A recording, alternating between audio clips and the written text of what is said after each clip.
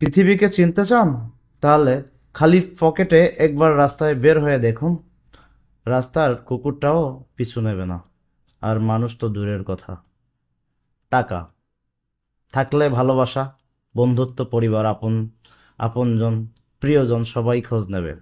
টাকা না থাকলে খোঁজ তো দূরের কথা, কেউ চিনতেও পারবে না।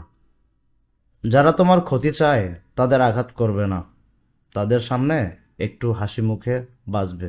দেখবে তুমি আঘাত করলেও যা কষ্ট পেত, ওরা তার থেকে বেশি কষ্ট পাবে। বাবা মানে সব আবদারের এক অফুরন্ত ভাণ্ডার। বাবা মানে নিজে কৃপণতা করে, সন্তানের ভবিষ্যতের জন্য অর্থ সঞ্চয় করে। বাবা মানে শত শাসন সত্ত্বেও এক নিবিড় ভালোবাসা। বাবা মানে ভয় কিসের, আমি তো আছি সাথে। বাবা মানে শত অভাব অনটন থাকলেও সন্তানের ওপর তার আঁচ লাগতে না দেওয়া। বাবা মানে সারাদিন কঠোর পরিশ্রমের পরেও হাসি মুখে বাড়ি ফেরা। তুমি কাউকে না ফেলে মরে যাবে, এটা আবেগ। তোমাকে জন্ম দিতে গিয়ে একজন মা মৃত্যুর সাথে যুদ্ধ করে আসছে, এটা বাস্তবতা। এই পৃথিবীতে মায়ের তুলনা হয় না।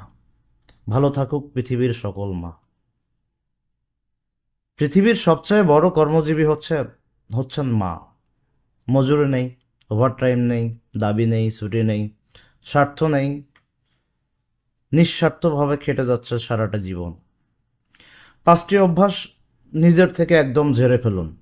অন্যের দয়া কামনা করা, পরিবর্তনে ভয় করা, অতীত নিয়ে পড়ে থাকা, নিজেকে ছোট মনে করা, অতিরিক্ত চিন্তা করা। জ্ঞানের স্তর 3টি।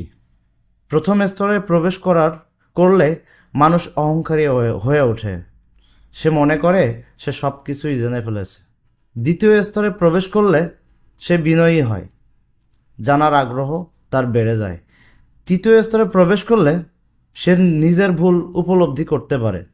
অনেক কিছু জানার পরেও সে মনে করে সে কিছুই জানেনি। অর্থলোভী নারী আর নারীলোভী পুরুষ দুজনেই হচ্ছে ভয়ঙ্কর। পুরুষ স্বাবলম্বী হলে চিন্তা করে কিভাবে স্ত্রী সন্তানদের আরও ভালো রাখা যায়, আর বেশিরভাগ নারী স্বাবলম্বী হলে চিন্তা করে আমার এখন আর কাউকে দরকার নাই, আমি এখন একাই চলতে পারি। হয়তো এই কারণে আমাদের শিক্ষিত স্বাবলম্বী মেয়েরা ডিভোর্সের শীর্ষে রয়েছে।